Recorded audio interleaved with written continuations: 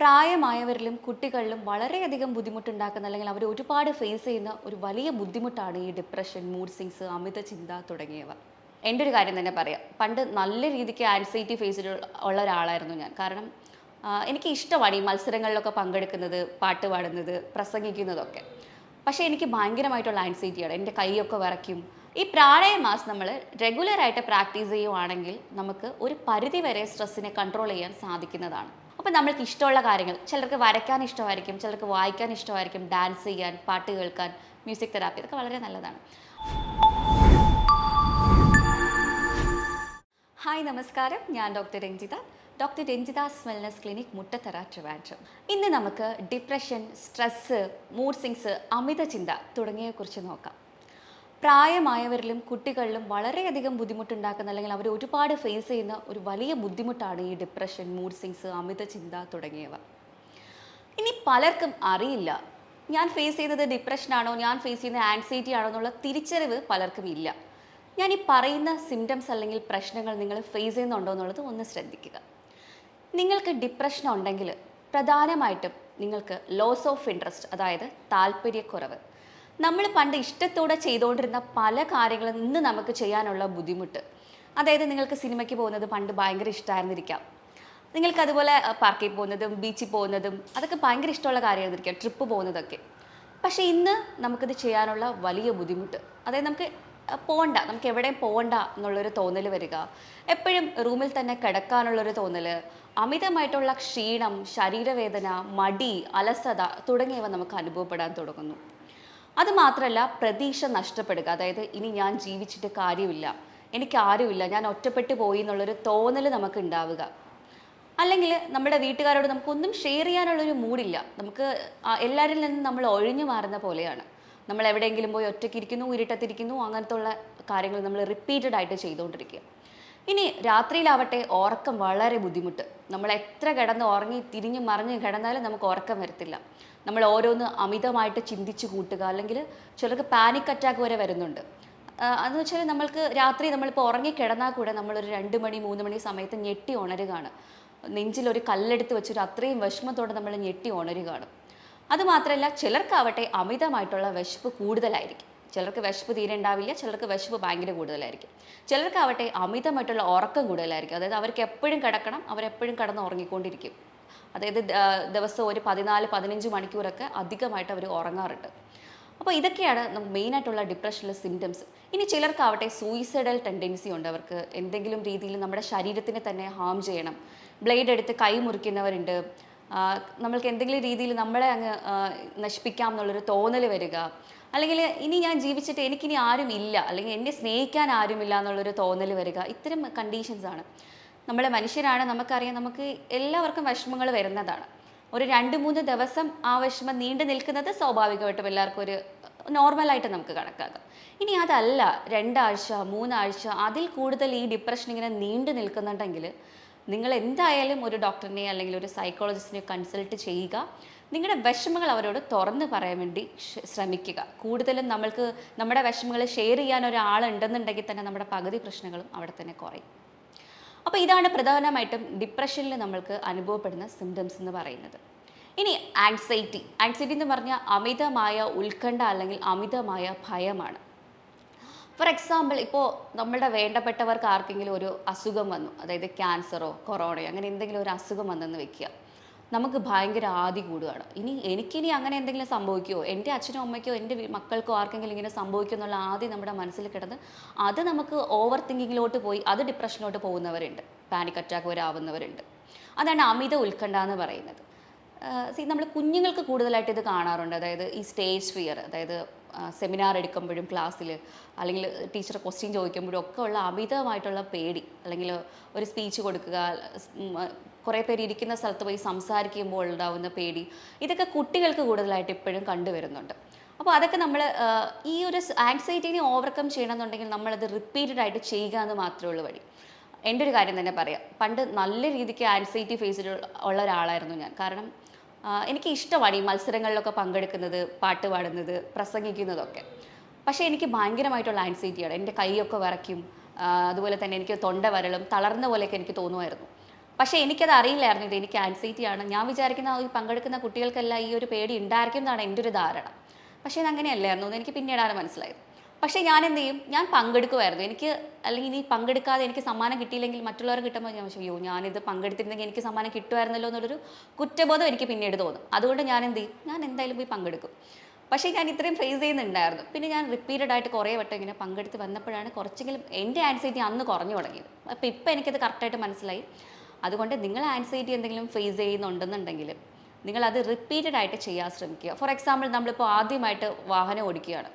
അപ്പോൾ നമുക്ക് ഒരു പേടി എല്ലാവർക്കും ഉണ്ടാവുന്നതാണ്. നമ്മൾ എന്ത് ചെയ്യുക, റിപ്പീറ്റഡ് ആയിട്ട് അത് ചെയ്തുകൊണ്ടിരിക്കുക. അങ്ങനെ ചെയ്യുമ്പോൾ എന്താ, നമ്മുടെ കംഫേർട്ട് സോണായിട്ട് അത് മാറുകയാണ് ചെയ്യുന്നത്. പക്ഷേ ആദ്യം തന്നെ എനിക്കിത് പറ്റിയ പണിയില്ല എന്ന് പറഞ്ഞ് നമ്മൾ മാറ്റി വെച്ച് കഴിഞ്ഞാൽ ആ പേടി നമുക്ക് പിന്നെയും എപ്പോഴും ഉണ്ടായിരിക്കും. അതുകൊണ്ട് ആൻസൈറ്റി ഉള്ളവർ അത് റിപ്പീറ്റഡ് ആയിട്ട് ചെയ്യാൻ വേണ്ടിയിട്ട് ശ്രമിക്കുക എന്നുള്ളതാണ്. ഇതിന് ഞാൻ വേറൊരു എക്സാമ്പിൾ പറയാം. ഇടയ്ക്ക് എനിക്കൊരു കുട്ടി, ഒരു കുഞ്ഞു മോളാത്, ഒരു 11 വയസ്സായൊരു പേഷ്യൻ്റ് വന്നിട്ടുണ്ടായിരുന്നു. അപ്പോൾ ആ കുഞ്ഞ് സ്കൂളിൽ പഠിക്കുന്നതേ ഉള്ളൂ, 11 വയസ്സായ കുഞ്ഞ്. അപ്പോൾ സ്കൂളിൽ 2 ബെസ്റ്റ് ഫ്രണ്ട്സ് ഉണ്ട്, അടുത്ത കൂട്ടുകാരാണ്. അപ്പോൾ കൂട്ടുകാർ കുട്ടീനെ ഒരു ദിവസം ഇങ്ങനെ കളിയാക്കുന്നു, നീ ഒത്തിരി തടി വെച്ച് പോയി, നിന്റെ കാണാനുള്ള ഭംഗി പോയി എന്ന് കുട്ടിയോട് പറയുകയാണ്. അപ്പോൾ കുഞ്ഞിനെ അത് ഭയങ്കരമായിട്ട് മാനസിക ആഘാതം ഉണ്ടാക്കുന്നു. അപ്പോൾ കുഞ്ഞ് വീട്ടിൽ പോയിട്ട് അമ്മയോട് ഷെയർ ചെയ്യുന്ന പരിപാടിയില്ല, അത് ഞാൻ പിന്നെ പറയാം. അപ്പോൾ പോയി പറയുന്നത് ആൻറ്റിയോടാണ്, ഏറ്റവും അടുത്ത ഒരു റിലേറ്റീവാണ്. അപ്പോൾ ആൻറ്റിയോട് പറഞ്ഞു, ഞാനിങ്ങനെ എന്നെ കുട്ടികളിങ്ങനെ കളിയാക്കുന്നു, ആൻറ്റി ഇത് ശരിയാണോ, ഞാൻ തടി വെച്ചോ എന്ന് ചോദിക്കുന്നു. അപ്പോൾ ആൻറ്റിയും അത് തിരുത്തേണ്ടതിന് പകരം അതെ നിൻ്റെ ഭംഗിയൊക്കെ പോയി, നീ ഇനി തടി വെച്ച് കഴിഞ്ഞാൽ വലിയ വൃത്തികേടാവുമെന്ന് പറഞ്ഞ് കുട്ടിയോട് പറയുന്നു. അപ്പോൾ കുട്ടി ഇത് ഭയങ്കരമായിട്ടൊരു ഡിപ്രഷനോട്ട് പോവുകയാണ് അന്ന് മുതലേ. പിന്നീട് കുട്ടി ഈ കൂട്ടുകാരികളോട് മിണ്ടാണ്ടാവുന്നു, സ്കൂളിൽ പോയാലും ടീച്ചേഴ്സിനോട് മിണ്ടുന്നില്ല, ഒന്നും മിണ്ടുന്നില്ല. വീട്ടിൽ വന്നാലും അമ്മ സംസാരിച്ചാലും ഒന്നും മിണ്ടുന്നില്ല, സഹോദരനോട് കളിക്കുന്നില്ല, പണ്ടത്തെ ആളെയല്ല, ഭയങ്കരമായിട്ട് അങ്ങ് മാറിപ്പോയി. അപ്പോൾ വീട്ടുകാർ ചോദിക്കാൻ തുടങ്ങി എന്താ പ്രശ്നം എന്ന് പറഞ്ഞ് കുട്ടി ആരടുത്തും ആദ്യം ഒന്നും പറയുന്നില്ല.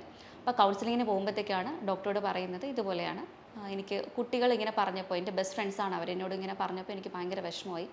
അതിന് കാരണം കുട്ടി ഈ തടിയുള്ളവർ അത്ര മോശമാണ്, അല്ലെങ്കിൽ തടിയുള്ളവരെ കളിയാക്കുന്നത് നേരത്തെ കേട്ടിരിക്കുന്നു. അത് ആ കുഞ്ഞിൻ്റെ മനസ്സിലിങ്ങനെ കിടക്കുന്നു, ഇതെന്തോ വലിയ മോശമുള്ള കാര്യമാണെന്ന് കുഞ്ഞിൻ്റെ മനസ്സിൽ അങ്ങനെ പതിഞ്ഞ് കിടക്കുകയാണ്. അതുകൊണ്ടിട്ടാണ് ആ കുഞ്ഞ് അത്രയ്ക്ക് പേടിച്ചിട്ട്, അതിന് ഭയങ്കര പേടിയാണ്. അപ്പം ഞാൻ ചോദിച്ചു എന്താണ് ഇപ്പം എങ്ങനെയാണ് കുട്ടി, അപ്പം പറയുന്നത് വീട്ടിൽ നിന്ന് ഭക്ഷണം കഴിക്കുന്നില്ല, 2 മാസം ആവുന്നു വീട്ടിൽ നിന്ന് അരിയാഹാരം എന്തെങ്കിലും കഴിച്ചിട്ട്. കുഞ്ഞിങ്ങനെ ഗൂഗിളൊക്കെ നോക്കി അതിനെയൊക്കെ സെർച്ച് ചെയ്ത് നോക്കിയിട്ട് ഫ്രൂട്ട്സും പാലും മാത്രമാണ് വീട്ടിൽ നിന്ന് കഴിക്കുന്നത്. അപ്പോൾ ആ കുട്ടിയുടെ അമ്മ വന്ന് കരഞ്ഞ് പറയും, ഡോക്ടർ എങ്ങനെയെങ്കിലും ഒരു പിടി ചോറ് അവൾ കഴിച്ചെങ്കിൽ മതി എന്നുള്ള രീതിയിൽ എന്നോട് സംസാരിക്കുകയാണ്. അപ്പം ഞാൻ പറഞ്ഞു നോക്കി, മോള് കുറച്ച് ചോറ്, ഇല്ല ഡോക്ടർ എനിക്ക് പേടിയാണ്. കുട്ടി എന്നോട് സംസാരിച്ച ആ ഒരു കാര്യമാണ് ആദ്യം, എനിക്ക് പേടിയാണ്, എന്നെ ഇങ്ങനെ നിർബന്ധിക്കേണ്ട, എനിക്ക് ചോറ് കഴിക്കാൻ പറ്റില്ല. പക്ഷേ ഈ കുട്ടി അണ്ടർ വെയിറ്റിലോട്ട് പോയി, ഇപ്പോൾ 10 കിലോ വരെ വെയിറ്റ് ഇപ്പോൾ റെഡ്യൂസ് ആയിപ്പോയി. അപ്പോൾ നമ്മൾ പറഞ്ഞു മോളെ വെയിറ്റ് ലോസ് ആയി, ഇത്രയും വെയിറ്റ് ഇങ്ങനെ റെഡ്യൂസ് ആയാൽ പറ്റില്ല മോളെ, അണ്ടർ വെയിറ്റ് ആണെന്ന് പറഞ്ഞിട്ടും കുട്ടി അത് അക്സെപ്റ്റ് ചെയ്യാൻ റെഡിയല്ല. അപ്പോൾ നമ്മൾ പറഞ്ഞു, കുട്ടികളുടെ വേറെ റിലേറ്റീവ്സ് പറഞ്ഞത് ഒരു കാര്യം ചെയ്യും, സ്കൂൾ മാറ്റ്, ക്ലാസ് മാറ്റ്, ആ കുട്ടികളോട് ഇനി ഇരിക്കണ്ടെന്ന് പറഞ്ഞു. പക്ഷേ അങ്ങനെ നമ്മൾ അത് അഡ്വൈസ് ചെയ്ത് കഴിഞ്ഞാൽ അത് കുട്ടിക്ക് തന്നെയാണ് ഭാവിയിൽ ദോഷം വരിക. കാരണം ഇതുപോലെ ഒരുപാട് ഫേസ് ചെയ്യേണ്ടി വരും, നമ്മൾക്ക് പലയിടത്തും പോകേണ്ടി വരും, പലതും കേൾക്കേണ്ടി വരും. അങ്ങനെ കേട്ട് കഴിഞ്ഞാൽ വീണ്ടും കുട്ടി ഡെസ്പാവും. അപ്പോൾ അതിന് പകരം അവിടെ നിന്ന് സർവൈവ് ചെയ്ത് നമ്മൾക്ക് വീട്ടുകാർ തന്നെ പഠിപ്പിക്കേണ്ട ഒരു കാര്യം എന്ന് പറഞ്ഞാൽ കുട്ടികളുടെ ബോൾഡാക്കി വളർത്താൻ വേണ്ടി ശ്രമിക്കുക എന്നുള്ളത് വളരെ വളരെ ഇമ്പോർട്ടൻ്റ് ആയിട്ടുള്ളൊരു കാര്യമാണ്. നോ പറയേണ്ടടുത്ത് നോ പറയുക. നമുക്ക് ഈ എന്താ പറയുക, സൊസൈറ്റിയിൽ നമുക്ക് എന്തും സംസാരിക്കാനുള്ള റൈറ്റ്സ് ഉണ്ട്, നമുക്ക് സ്വാതന്ത്ര്യമുണ്ട്. അപ്പോൾ നോ പറയേണ്ടടുത്ത് കുട്ടി നോ തന്നെ പറഞ്ഞ് നിങ്ങൾ വീട്ടുകാർ കുട്ടികളെ കുഞ്ഞിലെ തന്നെ പഠിപ്പിക്കാൻ വേണ്ടി ശ്രമിക്കുക.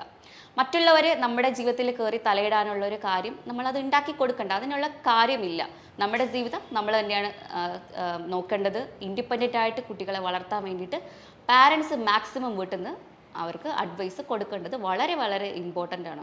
സ്കൂളിൽ നിന്ന് കുട്ടി വരുമ്പോൾ കുട്ടിയോട് സംസാരിക്കുക, ഇന്നെങ്ങനെ ഉണ്ടായിരുന്നു, ഫ്രണ്ട്സിനെ കുറിച്ച് ചോദിക്കുക, ടീച്ചേഴ്സിനെ കുറിച്ച് ചോദിക്കുക. ഈ കാര്യങ്ങളൊക്കെ നമ്മൾ കുട്ടികളോട് എപ്പോഴും ഡിസ്കസ് ചെയ്യാൻ വേണ്ടിയിട്ട് പരമാവധി ശ്രമിക്കേണ്ടത് വളരെ വളരെ അത്യാവശ്യമുള്ളൊരു കാര്യമാണ്. അപ്പോൾ അതാണ് ആൻസൈറ്റി. ഇനി നമുക്ക് ഓവർ ചിന്ത അല്ലെങ്കിൽ അമിത ചിന്തയെക്കുറിച്ച് നോക്കിയാലോ. കൂടുതലും സ്ത്രീകൾക്കും പ്രായമായവരിലുമാണ് ഈ ഒരു പ്രശ്നം കണ്ടുവരുന്നത്. നമുക്ക് ചിന്തകളൊക്കെ ആവശ്യത്തിന് വേണം, അതൊക്കെ നോർമലാണ്. നമുക്ക് ഒരു 50,000 മുതൽ 1,00,000 ചിന്തകൾ വരെ നോർമലി നമുക്ക് വരാറുണ്ട്, അല്ലേ? അത് നോർമലാണ്, നല്ല ചിന്തകളാണെങ്കിൽ. ഇനി നമ്മുടെ വിഷമപ്പെടുത്തുന്ന കാര്യങ്ങൾ, നമുക്ക് എന്താ പറയുക, ഒരു രീതിക്കുള്ള സമാധാനം തരാത്ത ചിന്തകളാണെങ്കിൽ കയറി കയറി റിപ്പീറ്റഡ് ആയിട്ട് നമുക്ക് വന്നുകൊണ്ടിരിക്കുന്നെങ്കിൽ അത് നമ്മൾ എന്തായാലും സൂക്ഷിക്കണം. കാരണം അത് നമ്മളെ ലൈഫ് തന്നെ സ്പോയിൽ ചെയ്ത് കളയും. നമുക്കൊന്നും നമ്മുടെ ഡെയിലി റൊട്ടീൻസ് നമുക്കൊന്നും ചെയ്യാൻ പറ്റില്ല. നമ്മൾ പഴയ ആളെ അല്ലാണ്ടായി മാറുകയാണ് അവിടെ. അപ്പോൾ ഈ അമിത ചിന്തകൾ മാക്സിമം കുറയ്ക്കാൻ വേണ്ടി ശ്രമിക്കുക. കൂടുതലും ഈ വീട്ടമ്മമാരൊക്കെയാണ് ഇത് ഒത്തിരി ഫേസ് ചെയ്യുന്നത്.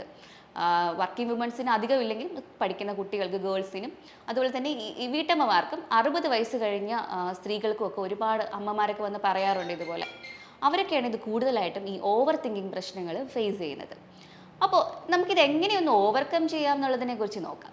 അപ്പോൾ എനിക്ക് പറയാനുള്ളത്, നിങ്ങൾക്ക് ഇത്രയും പ്രശ്നങ്ങൾ ഫേസ് ചെയ്യുന്നുണ്ടെങ്കിൽ അത് ഒരു 2-3 ആഴ്ചയിൽ കൂടുതൽ നീണ്ടു നിൽക്കുന്നുണ്ടെങ്കിൽ എന്തായാലും ഒരു കൺസൾട്ടേഷൻ നിങ്ങൾ എടുത്ത് നമ്മുടെ കാര്യങ്ങളൊക്കെ മറ്റൊരു ആളോട് ഷെയർ ചെയ്യാൻ വേണ്ടിയിട്ട് ശ്രമിക്കുക. പിന്നെ ഇടയ്ക്കിടയ്ക്ക് നമ്മൾക്ക് ഇതിങ്ങനെ ബുദ്ധിമുട്ടുണ്ടാക്കുന്നുണ്ട്, നമ്മുടെ ഡെയിലി റൊട്ടീനെയൊക്കെ അവതാളത്തിലാക്കുന്നുണ്ടെങ്കിൽ നമുക്ക് വീട്ടിൽ ചെയ്യാൻ പറ്റിയ കുറച്ച് ടിപ്സുകൾ പോലെ ഞാൻ പറഞ്ഞുതരാം. പ്രധാനമായിട്ട് ഒരെണ്ണം എന്ന് പറയുന്നത് ബ്രീത്തിങ് ടെക്നിക്സ് ആണ്. പ്രാണായാമാസം എന്ന് പറയും. ഈ പ്രാണായാമാസം നമ്മൾ റെഗുലറായിട്ട് പ്രാക്ടീസ് ചെയ്യുവാണെങ്കിൽ നമുക്ക് ഒരു പരിധി വരെ സ്ട്രെസ്സിനെ കൺട്രോൾ ചെയ്യാൻ സാധിക്കുന്നതാണ്. പ്രാണായാമത്തിൽ ഏറ്റവും പ്രധാനമായിട്ട് പറയാനുള്ള ഒരെണ്ണം നാഡീശുദ്ധി പ്രാണായാമം എന്ന് പറയുന്ന ഒരു പ്രാണായാമമാണ്. സെക്കൻഡ് വൺ എന്ന് പറയുമ്പോൾ ശീതലി പ്രാണായാമം. ഇതൊക്കെ നിങ്ങൾക്ക് ഗൂഗിൾ നോക്കിയാലോ യൂട്യൂബ് നോക്കിയാലോ ഇതിൻ്റെ പ്രൊസീജിയർ കിട്ടും. അത് നമുക്ക് ചെയ്തെടുക്കാം. ഞാനിത് എക്സ്പ്ലെയിൻ ചെയ്ത ലെങ്തി വീഡിയോ, അതുകൊണ്ട് ഞാൻ കൂടുതലായിട്ടൊന്നും പറയുന്നില്ല. ശീതലി എന്ന് പറയുമ്പോൾ ഒന്നുമില്ല, നമ്മൾ വായിലൂടെ ശ്വാസം എടുത്തിട്ട് ഒരു 10 സെക്കൻഡ് ഹോൾഡ് ചെയ്തതിന് ശേഷം മൂക്കിലൂടെ ശ്വാസം പുറത്തേക്ക് വിടുന്ന ഒരു ടെക്നിക്കാണ്. നാഡിശുദ്ധി എന്ന് പറഞ്ഞാൽ ഒരു മൂക്കടച്ചിട്ട് ഒരു മൂക്കിലൂടെ ശ്വാസം എടുത്തിട്ട് ആ ബ്രത്ത് ഒന്ന് ഹോൾഡ് ചെയ്യണം. ഒരു 10 സെക്കൻഡ് മനസ്സിൽ കൗണ്ട് ചെയ്ത് ഹോൾഡ് ചെയ്തതിന് ശേഷം ഓപ്പോസിറ്റ് മൂക്കിലൂടെ പുറത്ത് വിടുന്നൊരു ടെക്നിക്കാണ്. അപ്പോൾ ഇത് നമ്മൾ റിപ്പീറ്റഡ് ആയിട്ടൊരു 10 മുതൽ 20 വട്ടം വരെ ഡെയിലി പ്രാക്ടീസ് ചെയ്യാൻ വേണ്ടി ശ്രമിക്കുക. എനിക്കറിയാം നമുക്ക് ആദ്യമൊക്കെ വലിയ ബുദ്ധിമുട്ടായിരിക്കും, നമുക്ക് ഒന്നും ചെയ്യാനുള്ള മൂഡ് ഉണ്ടാവില്ല. പക്ഷേ നമ്മൾ മനസ്സ് കൈവിടാൻ പാടില്ല. നമ്മൾ തന്നെ അതൊരു പ്രതിജ്ഞ പോലെ എടുത്തതിന് ശേഷം നമ്മളങ്ങ് ഇറങ്ങുക, നമ്മൾ ചെയ്യണം ഡെയിലി എന്തായാലും. അപ്പോൾ അങ്ങനെ നമ്മളൊരു 5 വട്ടമായാലും ആദ്യം മതി സ്റ്റാർട്ടിങ്ങിൽ. പിന്നെ ആകുമ്പോൾ നമ്മൾ തന്നെ അതിൻ്റെ ഡ്യൂറേഷൻ കൂട്ടി കൊണ്ടുവന്നോളും. അപ്പോൾ അതാണ് ബ്രീത്തിങ് ടെക്നിക്കിൽ പെട്ടെന്ന് എനിക്ക് പറയാനുള്ളത്. പിന്നെ ഒരു കാര്യം വെച്ചാൽ പ്രോഗ്രസീവ് മസിൽ റിലാക്സേഷൻ ടെക്നിക്കാണ്. അതായത് നമ്മളൊന്ന് നിലത്തൊന്നൊരു പായ വിരിച്ചോ അല്ലെങ്കിൽ യോഗ മാറ്റിട്ടോ ഒന്ന് നമ്മൾ റെസ്റ്റ് എടുക്കുക. കൈകാലൊക്കെ നിവർത്തി വെച്ച് നമ്മളിന്ന് റെസ്റ്റ് എടുക്കുക. അതിനുശേഷം നമ്മുടെ ഓരോ പാർട്സും, അതായത് കൈ മുതൽ കാല്, തല, അത് ഫുള്ള് നമ്മൾ കോൺട്രാക്ട് ചെയ്യുക. നമ്മുടെ മസിൽസിന് നമ്മൾ ഇതുപോലെ കോൺട്രാക്ട് ചെയ്യണം. കോൺട്രാക്ട് ചെയ്തതിന് ശേഷം 1, 2, 3 എന്ന് അതും കൗണ്ട് ചെയ്യണം. ഒരു 10 സെക്കൻഡ് വരെ കൗണ്ട് ചെയ്തിട്ട് നമ്മൾ കോൺട്രാക്ട് ചെയ്ത് റിലാക്സ് ചെയ്യണം. ഇത് നമുക്ക് മസിൽ ടെൻഷൻ കുറയ്ക്കാൻ വേണ്ടിയിട്ട് വളരെയധികം ഹെൽപ്ഫുള്ളാണ്. മസിൽ ടെൻഷൻ വേഗം നമുക്ക് കുറയ്ക്കാൻ വേണ്ടി സാധിക്കും. ഇനി നിങ്ങൾക്ക് അമിതമായിട്ടുള്ള സ്ട്രെസ്സ്, പെട്ടെന്ന് നമുക്ക് ഭയങ്കരമായിട്ടുള്ള സ്ട്രെസ്സ് വരികയാണ്. അപ്പോൾ നമുക്ക് പെട്ടെന്ന് ഈ മൈൻഡിനെ ഡിവേർട്ട് ചെയ്യണം. അതിന് നമ്മൾ എന്താ ചെയ്യുക? പെട്ടെന്ന് പോയിട്ടൊരു കോൾഡ് വാട്ടർ അല്ലെങ്കിൽ ഐസ് വാട്ടറിൽ നമ്മൾ ഫേസിനെ ഒന്ന് വാഷ് ചെയ്യുക. അങ്ങനെ നമ്മൾ ചെയ്യുമ്പോഴത്തേക്ക് ഓക്സിജൻ സർക്കുലേഷൻ ശരീരത്തിൽ കൂടാൻ വേണ്ടിയിട്ട് ഇത് ഹെൽപ്പ് ചെയ്യും. അല്ലെങ്കിൽ ഒരു ബ്രീത്തിങ് ടെക്നിക്ക് നോക്കാം. നമുക്കറിയാം നമ്മൾ സ്ട്രെസ് അധികമായിട്ട് വരുമ്പോൾ കാർബൺ ഡൈ ഓക്സൈഡ് ശരീരത്തിൽ ഫില്ലാവും.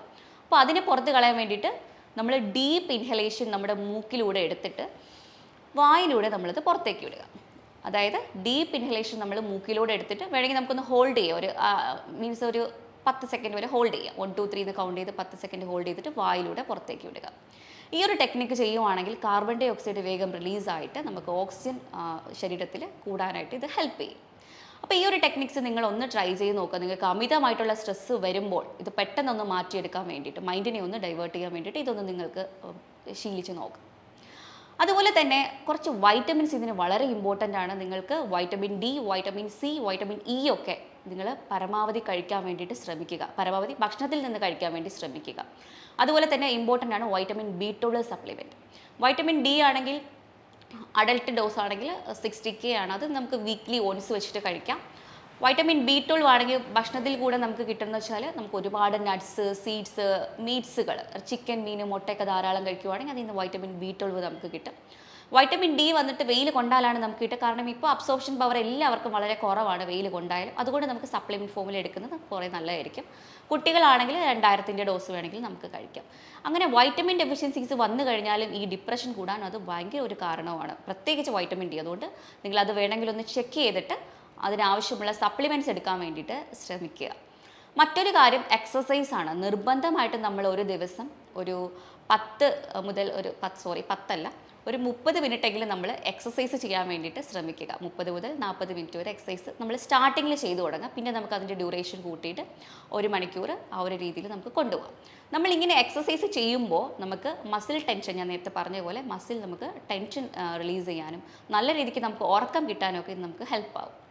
അപ്പോൾ ഇത്രയും കാര്യങ്ങൾ നിങ്ങൾ അമിതമായിട്ടുള്ള സ്ട്രെസ്സ് നിങ്ങൾക്കുണ്ടെന്നുണ്ടെങ്കിൽ നിങ്ങൾ ചെയ്യുക. പിന്നെ നമുക്ക് അമിത ചിന്തയുള്ളവർക്ക്, ഞാൻ നേരത്തെ സൂചിപ്പിച്ച പോലെ ഓവർ തിങ്കിങ് ഉള്ളവർ, ഒരു നോട്ട് പാഡ് എന്തെങ്കിലും എടുത്തിട്ട് നമ്മളുടെ എന്താണ് ചിന്ത നമുക്ക് വരുന്നത് അപ്പോൾ തന്നെ അത് എഴുതി വയ്ക്കുക. എപ്പോഴാണോ നിങ്ങൾക്കിങ്ങനെ അമിത ചിന്ത കയറി വരുന്നത് അപ്പോൾ നമ്മളൊരു പേപ്പർ എടുത്ത് എഴുതി വയ്ക്കുക. അങ്ങനെ എഴുതി വരുമ്പോൾ കുറച്ച് നാൾ കഴിയുമ്പോഴത്തേക്ക് ഈ ചിന്ത നമ്മളെ വിട്ട് പോകുന്നതായിട്ട് തോന്നും നമുക്ക്. പിന്നെ കാര്യം, ഒരാളോട് ഷെയർ ചെയ്യാൻ വേണ്ടി നിങ്ങൾ എന്തായാലും ശ്രമിക്കുക. നിങ്ങൾക്കൊരു ബെസ്റ്റ് ഫ്രണ്ട് ഉണ്ടെങ്കിലോ നമ്മുടെ പാർട്ട്ണറിനോടോ നമ്മുടെ വീട്ടുകാരോടോ ആരോടെങ്കിലും നമ്മൾക്കുണ്ടാവുന്ന വിഷമങ്ങൾ അല്ലെങ്കിൽ നമ്മൾ ഫേസ് ചെയ്യുന്ന ബുദ്ധിമുട്ടുകളൊന്ന് ഷെയർ ചെയ്യാൻ വേണ്ടിയിട്ട് ശ്രമിക്കുക. നമ്മൾ ഒരാളോട് ഷെയർ ചെയ്യുമ്പോൾ നമുക്ക് ആ ബുദ്ധിമുട്ട് കുറച്ചൊന്ന് കുറയും. അതുപോലെ തന്നെ ഡയറിയിൽ എഴുതുമ്പോഴും അതുപോലെ തന്നെയാണ്, നമ്മളുടെ പ്രഷർ നമ്മളൊന്ന് ഇറക്കി വെക്കുകയാണ്. ആ ഒരു രീതിയിൽ നമുക്ക് വളരെ നല്ലൊരു ഗുണം ചെയ്യും നമുക്ക്. പിന്നെ നമ്മൾക്ക് ഇഷ്ടമുള്ള കാര്യത്തിലൊന്ന് എൻഗേജ്ഡ് ആവാൻ വേണ്ടി ശ്രമിക്കുക. നമ്മൾ പുതിയ ഹോബീസ് കണ്ടുപിടിക്കുക. നമ്മൾ എപ്പോഴും വെറുതെ ഇരിക്കുമ്പോഴാണ് നമുക്ക് ഈ ആവശ്യമില്ലാത്ത ചിന്തകളും ആൻസൈറ്റീസ് ഒക്കെ വരുന്നത്. അപ്പോൾ നമ്മൾക്ക് ഇഷ്ടമുള്ള കാര്യങ്ങൾ, ചിലർക്ക് വരയ്ക്കാൻ ഇഷ്ടമായിരിക്കും, ചിലർക്ക് വായിക്കാൻ ഇഷ്ടമായിരിക്കും, ഡാൻസ് ചെയ്യാൻ, പാട്ട് കേൾക്കാൻ, മ്യൂസിക് തെറാപ്പി, ഇതൊക്കെ വളരെ നല്ലതാണ്. അപ്പോൾ ഇത്തരം കാര്യങ്ങൾ നമ്മൾ കൂടുതലായിട്ട് ചെയ്യാൻ ശ്രമിക്കുക. സ്ട്രെസ്സ് വന്ന് കിടക്കുമ്പോൾ നമുക്കറിയാം നമുക്കിതൊക്കെ വലിയ പാടായിരിക്കും, നമുക്കൊന്നും ചെയ്യാനുള്ള ഒരു മൂഡ് ഉണ്ടാവില്ല. പക്ഷേ നമ്മൾ വേണമെന്ന് വിചാരിച്ച് നമ്മളത് ചെയ്യണം. പിന്നെ നമ്മൾ രാവിലെ എഴുന്നേറ്റ് ഒരു പേപ്പർ എടുത്തിട്ട് എഴുതണം, ഇത് എൻ്റെ ജീവിതമാണ്, എനിക്ക് നന്നായിട്ട് ജീവിക്കണം, ഇതൊക്കെ എൻ്റെ മൈൻഡിൻ്റെ പ്രശ്നം കൊണ്ടിട്ട് എനിക്ക് തോന്നുന്ന വികാരങ്ങളാണ്, ഇമോഷൻസ് ആണ്, ഇതിനെ കൺട്രോൾ ചെയ്യാൻ എനിക്ക് സാധിക്കും എന്നുള്ളത് നിങ്ങൾ കുറച്ച് വട്ടം, ഒരു 10 വട്ടം ഡെയിലി എഴുതി നോക്കൂ. നമുക്ക് നല്ലൊരു റിലീഫ് തന്നെ കിട്ടുന്നതായിരിക്കും. ഇനി കിടന്നിട്ട് നിങ്ങൾക്ക് ഉറക്കം വരുന്നില്ല എന്നുണ്ടെങ്കിൽ ഒന്ന് പാട്ട് കേട്ടുകൊണ്ട് കിടക്കുകയോ എന്തെങ്കിലും വായിച്ചുകൊണ്ട് കിടക്കുകയോ ചെയ്യാം. സ്ക്രീൻ ടൈം മാക്സിമം കുറയ്ക്കാൻ വേണ്ടി ശ്രമിക്കുക. സാധാരണ എല്ലാവരും മൊബൈൽ കളിച്ച് അത് 2-3 മണി വരെ അങ്ങനെ അങ്ങ് പോവുകയാണ്. പക്ഷെ അത് നമ്മൾ കുറയ്ക്കണം. അതിനുവേണ്ടി നമുക്ക് എന്തെങ്കിലും മ്യൂസിക്, ഇഷ്ടമുള്ള എന്തെങ്കിലും കാര്യങ്ങൾ കേട്ടുകൊണ്ട് കിടക്കാം. പുരാണങ്ങളോ കഥകളോ അങ്ങനെ എന്തെങ്കിലും നമ്മൾക്ക് കേട്ട് കിടക്കുമ്പോൾ നമുക്ക് അങ്ങ് ഉറക്കം വരും. നമ്മൾ ഈ റൊട്ടീൻ ഒരാഴ്ച എങ്ങനെയും വളരെ കഷ്ടപ്പെട്ട് നമ്മളിത് ചെയ്തു തുടങ്ങി കഴിഞ്ഞാൽ പിന്നെ നമുക്ക് ഓട്ടോമാറ്റിക്കലി ആ സമയമ്പോൾ ഉറക്കം വരുന്നതായിരിക്കും.